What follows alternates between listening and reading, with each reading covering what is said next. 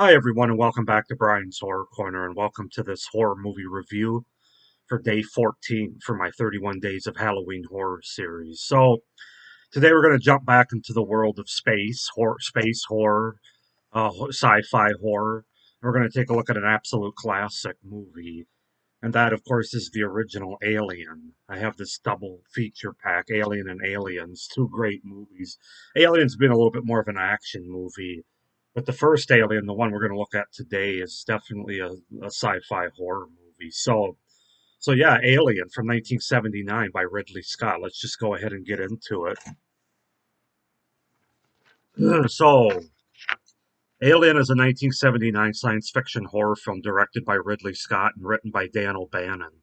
Based on a story by O'Bannon and Ronald Shusett, it follows the crew of a commercial space tug, Nostromo, who, after coming across a mysterious derelict spaceship on an undiscovered moon, find themselves up against an aggressive and deadly extraterrestrial set loose on the Nostromo. It was produced by Gordon Carroll, David Giller, and Walter Hill through the company Brandywine Productions and was distributed by 20th Century Fox. Giller and Hill revised and made additions to the script. Shusett was executive producer. The alien and its accompanying artifacts were designed by the Swiss artist H.R. Geiger, while concept artists Ron Cobb and Chris Foss designed the more human setting. So there are a lot of people working on this movie. So basically, it opens the commercial space tug Nostromo is returning to Earth with a seven-member crew in stasis. Captain Dallas, Executive Officer Kane, Warrant Officer Ripley, Navigator Lambert, Science Officer Ash, and Engineers Parker and Brett. Detecting a transmission from a nearby moon, the ship's computer, Mother, awakens the crew. Per company policy requiring any potential distress signal be investigated, they land on the moon despite Parker's protests, sustaining damage from its atmosphere and rocky landscape. The engineers stay on board for repairs while Dallas, Kane, and Lambert investigate the terrain. They discover the signal originates from a derelict alien ship and enter it, losing contact with the Nostromo.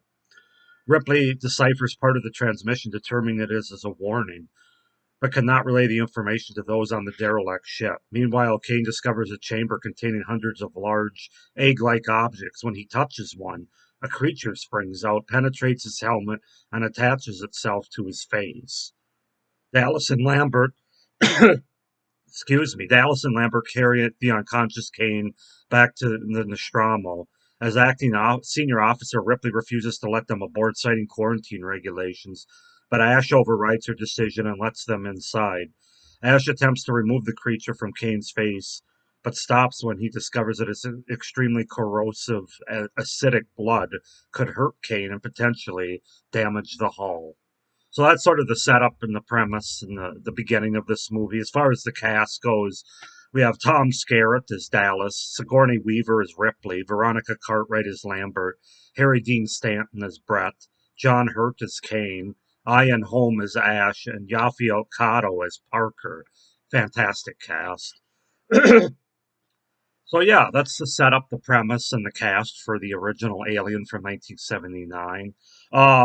What can you say? This is a masterpiece in sci-fi cinema, sci-fi horror specifically. It's my second favorite sci-fi horror movie of all time, next to a certain John Carpenter movie, which I've already reviewed on this channel. But this is a fantastic movie. So let's just talk about some of the pros involved. So you have to start with the set design, the production design of this movie. It's really damn good. It still holds up. I think it's one of the best looking spaceships, interior wise, that hold to this day. I just do. I mean, nothing is cheap or lazy. Everything is very detailed, very realistic. Yeah, just a great production design overall in this movie, but particularly as it relates to the ship, just top notch. It's a fantastically directed movie by Ridley Scott, of course, with the way that he builds up tension through strong editing and camera work. It makes for a very effective sci-fi horror thriller movie, which is really what this is, having that claustrophobic kind of feel to it. Just fantastically directed movie by Scott. The cast is really good, obviously, as I mentioned when I went through the cast. Obviously, led by Sigourney Weaver, who does become the star of this franchise, obviously. In this movie, you're not really sure the first time you watch it because it's kind of ambiguous as to who's going to be that sort of standout protagonist. And she eventually breaks through, of course, but her as Ripley is just brilliant in this movie. Also, Tom Skerritt, Ian Holm, and John Hurt. Those three really stand out, but the entire cast is really good. They really portray believable characters, and also all of them together have a really good chemistry. It feels like they've been working together for years. It's not like they were just thrown together, both as actors and characters, just for this movie. It really comes across like they just have a really good chemistry together, and as I said, it feels like they've been working together for years, and that comes across in this movie. Of course, you got to talk about the look and the design of the alien, the xenomorph. Very Giger-esque, very effective and scary, very slimy and oozy. Just the feel and the look, how it can hide in like small spaces. It can hang from ceiling structures. I mean, it's just a fantastic, incredibly scary design. Um, yeah, what can you say? If you've seen Alien and Aliens in all the movies, you know that it definitely has a very distinct look. It doesn't steal or borrow from anything but it does have that Gigerous, I should say, kind of feel, and fantastic. The movie has a fantastic overall real and claustrophobic atmosphere, contains suspense. This is one of the best contained suspense movies that I've ever seen. That really make an effective sci-fi horror movie. And that's what this movie does so brilliantly with the claustrophobic feel, the fact that you have these seven characters that you're introduced to on this ship, and the way it unfolds, the story unfolds, and the alien entering the story unfolds. It's just brilliant. Very contained horror, very suspenseful. A lot of good practical effects as well in this movie. They're very effective and believable. Especially, of course, the one scene that stands out is the chest bursting scene at dinner. That's a scene I think everybody thinks of right away when they think of Alien. I certainly do.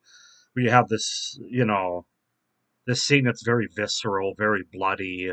Um, and I guess the rest of the cast didn't know what was going to happen here, so they got some very real reactions to what was going on here, which was kind of cool. Also, like the ooziness of the alien when you see the alien, it's like covered in this ooze, this sort of gross slime kind of stuff that's makes for a very effective and creepy, you know, antagonist here. Just very well done. And then obviously if it hasn't come across already, this movie's very well written. Besides being well directed, it's a very well written story, very well written and flushed out characters in my opinion, as I mentioned. Um yeah, you really care about these characters and pretty early on, which is not easy to do. So credit to Ridley Scott and the producers of this movie for that. So yeah, I mean, I could go on and on. I love the ending of the movie. I love the slow burn, suspenseful build of the movie, all the characters, the alien, the attacks, the horror of it all. Just kind of everything about it. This movie really doesn't have any bad things about it. Which brings me into my cons, and even though I wrote down one or two, these are very nitpicky. I'm not even sure I should have them, but I will say some of the more visual effects, namely that explosion in space when the Nostromo blows up towards the end of the movie, and one of our main characters just barely escape. That does look kind of cheesy and silly. Doesn't hold up very well, like the color of the explosion and the particles in space and stuff. But again, I hate to even have that as a con because it's 1978, 79. I mean, it's as good as any other movie made during that time, honestly. And then the only other thing I put, which isn't a con for me by any means, but some people, especially younger people that are used to more action all the time. They might find this to be kind of a slow. It is a slow build, but I think that's what makes it so great too. In the third act, it is a slow build up, especially the first 20-25 minutes as we get to know the character in this situation and discover the alien. But it is a slow burn. That's just more of just letting people know out there, not necessarily a con. But let's be honest about it. This movie doesn't have any cons. This is a 10 out of 10 sci-fi horror movie. There's only really, I think, two, at least that I've seen to this point, one John Carpenter, and then this one that are 10 out of 10 science fiction horror films. That's just brilliant. So yeah, definitely I'm giving this a 10 out of 10. Go ahead and comment down below what you guys think of the original Alien from 1979. I don't know what else I could say about it. I could go on with pros all day. Just everything works for me. It's large. It's the scale of it, the production of it, the characters, the horror, the alien, just everything about it, the directing, the editing, everything's top notch. So comment down below your thoughts on this movie. Please like this video and hit the little notification bell down below so you don't miss any of my upcoming reviews for this series. And please subscribe to my channel down below so you don't miss any of my great horror content. Not only the rest of this series, but beyond and into next year. So that's all I got for day 14. Thank you for watching. Hope you enjoyed it. Stay scared. Bye.